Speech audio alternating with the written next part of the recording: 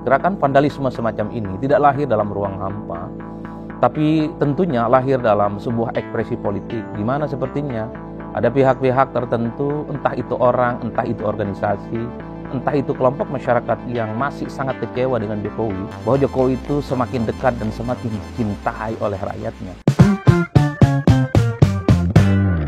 Assalamualaikum warahmatullahi wabarakatuh.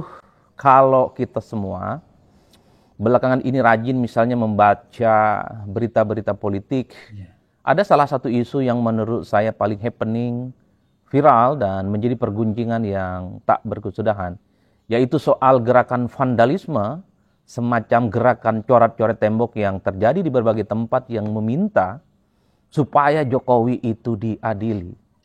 Vandalisme ini terjadi di kota-kota besar, sebut saja misalnya ada di Solo, ada juga di Jogja, ada juga di Surabaya, ada juga di Malang, ada juga di Medan, dan konon di Jakarta juga sudah mulai bermunculan vandalisme serupa supaya Jokowi diadili. Inilah yang saya sebut sebagai satu isu politik yang per hari ini mendapatkan expose politik di atas rata-rata, menjadi pergunjingan dan menjadi perdebatan yang tidak berkesudahan. Tentu secara politik ya, gerakan vandalisme semacam ini tidak lahir dalam ruang hampa, tapi tentunya lahir dalam sebuah ekspresi politik, di mana sepertinya ada pihak-pihak tertentu, entah itu orang, entah itu organisasi, entah itu kelompok masyarakat yang masih sangat kecewa dengan Jokowi, yang dinilai manuver politiknya di akhir kekuasaannya itu sangat ekstrim, terutama terkait dengan putusan Mahkamah Konstitusi, termasuk juga soal bagaimana perilaku politik Jokowi yang dinilai merusak demokrasi. Jadi dalam konteks itulah saya tertarik ingin membahasnya dalam 3 hal sekaligus. Pertama, dari segi komunikasi politik, ada satu istilah yang disebut dengan propaganda. Jadi propaganda itu adalah semacam pesan politik yang sengaja dihembuskan, sengaja disampaikan oleh pihak-pihak tertentu, entah individu ataupun kelompok. Tujuannya adalah untuk menyerang seseorang. Tujuannya adalah untuk mendiskreditkan seseorang, tujuannya adalah untuk menjatuhkan reputasi seseorang. Biasanya sang pemberi pesan dalam gerakan propaganda semacam ini sulit untuk dideteksi, sulit untuk dilacak, gerakannya bawah tanah. Tapi pesan-pesan yang disampaikan itu nyata, yaitu untuk merusak reputasi seseorang. Jadi dalam konteks ini tentu vandalisme itu adalah sebagai upaya untuk ngasih pesan. Komunikasi publiknya adalah supaya publik itu tahu, supaya publik itu merasa Jokowi itu bukan pemimpin yang baik. Jokowi itu bukan pemimpin yang seperti dipersepsikan sebagai sosok yang mungkin memiliki reputasi yang baik. Tapi Jokowi itu adalah pemimpin yang tidak benar dan sangat layak untuk diadili. Itu yang saya kira dalam propaganda politik menjadi penting disampaikan dalam konteks bagaimana melihat gerakan vandalisme adalah bagian untuk membangun kasak-kusuk politik. Jokowi itu adalah pemimpin yang gagal dan sangat layak untuk diadili. Meski secara diskursus soal propaganda ini kan masih terjadi pro dan kontra. Ada yang memperbolehkan, ada juga yang melarang, karena itu dianggap sebagai komunikasi politik yang anti-etika, gerakan dan opini politik yang kemudian dianggap sebagai sesuatu yang justru tidak pernah menyajikan fakta-fakta yang objektif.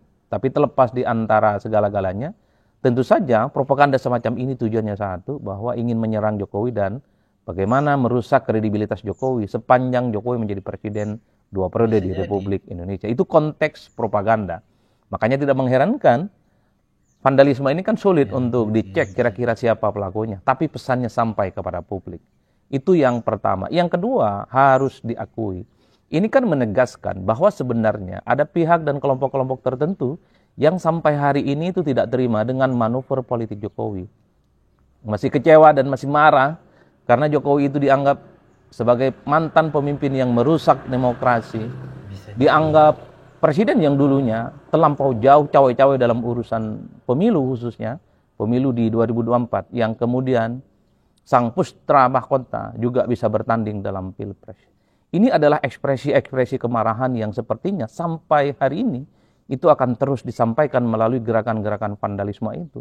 Bahkan kalau kita agak sedikit flashback ke belakang, beberapa hari yang lalu, beberapa waktu yang lalu, ada juga yang demonstrasi supaya Jokowi itu minta diadili. Bahkan ada yang disebut dengan Nurani 98, Mantan-mantan aktivis 98 mendatangi KPK, berbekalkan data OCRP yang menyebut Jokowi bagian dari salah satu pemimpin terkorup di dunia untuk segera diusut. Itu kan adalah ekspresi dari sebuah kemarahan dan kekecewaan secara politik yang sampai hari ini masih cukup nyata.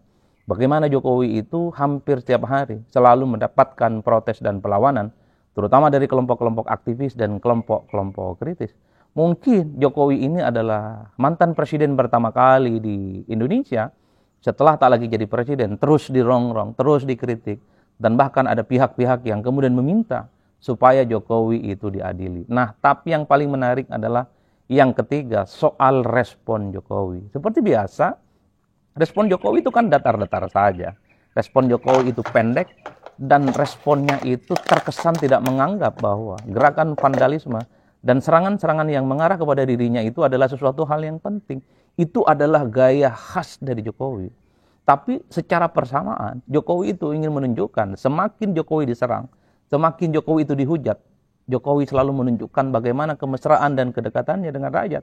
Ya terbukti misalnya rumahnya Jokowi itu kan hampir setiap saat menunjukkan bagaimana antrian yang cukup panjang hanya sekedar bertemu dan berselfie dengan Jokowi. Di berbagai tempat di acara-acara tertentu masih banyak orang-orang yang juga ingin selfie dan foto bersama dengan Jokowi. Itu adalah yang saya sebut sebagai kontra narasi dari Jokowi. Bicaranya pendek, tapi pada saat yang bersamaan Jokowi menciptakan satu peristiwa politik bahwa Jokowi itu semakin dekat dan semakin dicintai oleh rakyatnya. Setahu saya, ini adalah gaya komunikasi politik khas Jokowi. Kalau dikritik membabi buta, kalau diserang membabi buta, dihujat terus-menerus, Jokowi pasti menunjukkan sebuah aktivitas yang sangat populis, sebuah aktivitas-aktivitas yang terkesan dekat dengan rakyat. Makanya tidak mengherankan kalau Jokowi itu diserang. Dulu misalnya disebut-sebut dan dikaitkan dengan status Hasto yang jadi tersangka, dikait-kaitkan dengan OCRP misalnya, yang menempatkan Jokowi bagian dari salah satu pemimpin terkorup. Jokowi kan responnya datar, pendek, dan terkesan tidak ada apa-apa. Tapi kan pada saat yang bersamaan, gestur politik Jokowi menunjukkan bagaimana aktivitasnya yang dekat dengan rakyat. Itulah yang saya sebutkan. Apapun yang terjadi dengan vandalisme per hari ini, jadi kalau kita mau lihat secara rata-rata, Jokowi juga mampu dan melakukan perlawanan dengan cara membangun narasi bahwa Jokowi semakin dihujat, semakin diserang, tapi Jokowi itu semakin dicintai oleh rakyat. Entah kita semua menilainya. Apakah kita itu bagian dari kelompok yang mengatakan Jokowi itu layak untuk diadili, ataukah sebaliknya Jokowi itu sangat tidak layak untuk diadili. Itulah yang saya sebut sebagai narasi isu yang belakangan ini berkembang cukup signifikan. Inilah politik kita. Inilah realitas yang terjadi hari ini. Mantan Presiden di Republik Indonesia yang katanya punya reputasi yang cukup panjang, mampu membangun infrastruktur di mana-mana, dinilai sebagai mantan presiden yang berasal dari rakyat biasa, tapi setelah tak lagi jadi presiden, terus mendapatkan hujatan, terus mendapatkan kritikan, dan terus ada gerakan-gerakan yang terus meminta supaya Jokowi itu diadili. Inilah yang saya sebut pertama kali dalam sejarah perpolitikan di Indonesia. Saya kira di situ untuk kali ini terkait dengan gerakan politik mengadili Jokowi. Tapi sebelum selesai, gerakan-gerakan politik vandalisme, gerakan-gerakan politik meminta Jokowi itu diadili, termasuk juga gerakan-gerakan propaganda bahwa Jokowi itu adalah pemimpin yang misalnya tidak baik dan tidak benar. Tentu ini menjadi gerakan yang sangat percuma kalau kemudian tidak dilanjuti dengan gerakan-gerakan lanjutan. Misalnya, kalau pihak-pihak tertentu yang selama ini misalnya kecewa dengan Jokowi, dianggap sebagai pemimpin yang tidak benar, ada bukti-bukti hukum, fakta-fakta hukum tentu bisa dilaporkan kepada pihak yang berwajib. Bahwa Jokowi adalah sebagai sosok dan mantan presiden yang sangat layak juga untuk diadili dalam konteks hukum-hukum tertentu. Itulah yang saya sebut, gerakan-gerakan vandalisme, kalau mau jujur, itu tidak lebih dari sekedar propaganda politik yang secara komunikasi publik ingin mengonsolidasi dukungan masyarakat, ingin mengkonsolidasi bagaimana persepsi publik bahwa sebenarnya Jokowi itu adalah pemimpin yang sebenarnya tidak baik-baik saja. Karena gerakan vandalisme itu hanya berhenti di situ, dan sepertinya tidak ada gerakan-gerakan yang kemudian membuat bagaimana Jokowi itu dilaporkan kepada pihak-pihak berwajib. Oleh karena itu, dimanapun gerakan propaganda itu sebenarnya hanyalah ingin membangun satu diskursus di mana terjadi kekisruhan secara politik. Dan tujuannya satu, ingin mendiskreditkan, ingin menyerang, dan tentu saja ingin merusak kredibilitas orang-orang tertentu. Saya kira di situ, salam politik syai'un, pastinya mantap, semantap-mantapnya. Wassalamualaikum warahmatullahi wabarakatuh. Sekian itulah dari pendapat dari Adi Prasetyo tentang masalah gelombang Dili Jokowi. Oke, sekian dari saya.